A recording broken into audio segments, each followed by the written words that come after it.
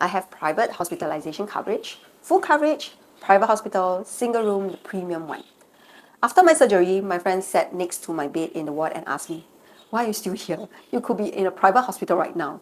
And I had to think about how to explain that having the coverage wasn't a point.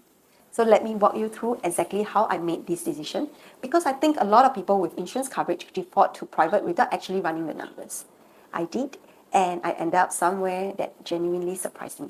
When 995 is dialed and the ambulance is summoned, it usually goes to the nearest government hospital. I fell at Woodlands South MRT, so that's where they sent me. I didn't choose Woodlands Hospital chose me. My injury is a fractured ankle. The hospital is 2 bus stops from my house.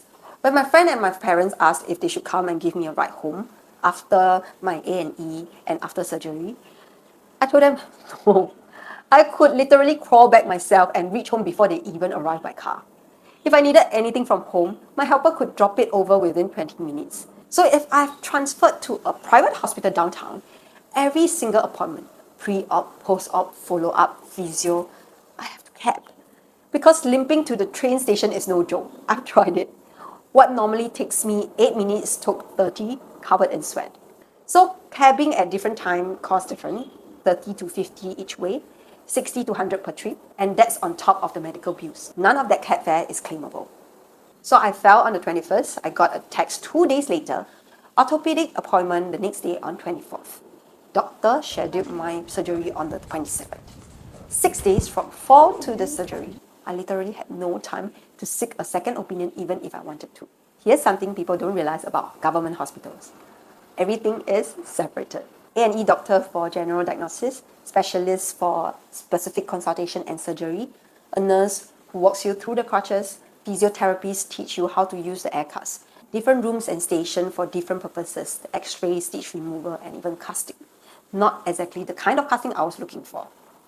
So you move between stations, you wait at each one. So when I walked out of the consultation room on the 24th, not 100% sure whether to agree to the surgery, my well-researched friends started asking very valid questions that I never thought of.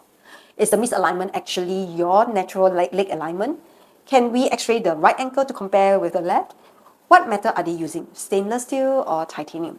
Can we let the fracture heal itself? I had to queue again just to get back in and ask the doctor. That's the inefficient part. So I'm not going to dress it up. Private specialist is more convenient. Same doctor does your x-ray, your consultation, your stitch removal. One-stop shop. That convenience is part of what you're paying for.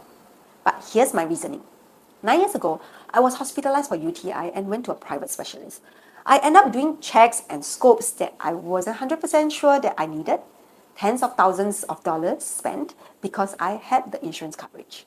When a government specialist tells you that surgery is necessary, it's usually the last resort. The system is set up that way.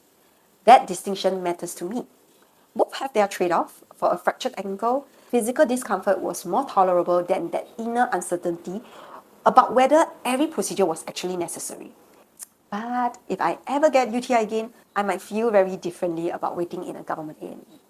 Everyone gets to decide what they can live with. From the moment I entered A&E, every single staff member made me feel like they wanted to be there. The nurse who taught me how to use the crutches, he didn't just hand them over. He demonstrated exactly how I might sleep with the wrong footwear. He adjusted the crutches to my height. He showed me the angle I should and should not turn and made sure I understood. The staff who did my cast, he was so proud of his work.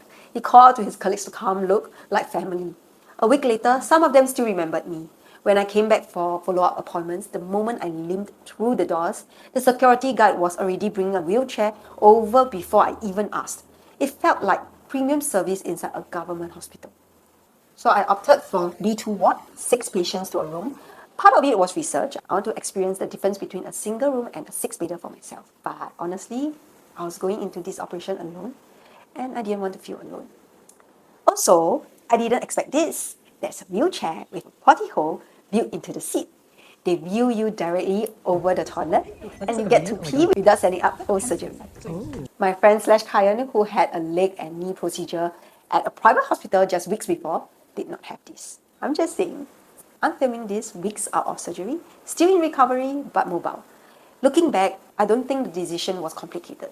I think people overcomplicate insurance decisions because having coverage feels like an obligation to use it maximally. It's not. The question isn't which hospital is better. The question is, what does your specific situation actually need? Mine needs proximity, convenience, and as it turns out, a very well-designed wheelchair. So if anyone from Woodlands Hospital ever sees these, especially Dr. Ernest Craig, this is the video I'm talking about. Thank you. Every single one of you made my time there genuinely enjoyable. That's not something I expected to say about a hospital stay. It was a pleasure to be your patient.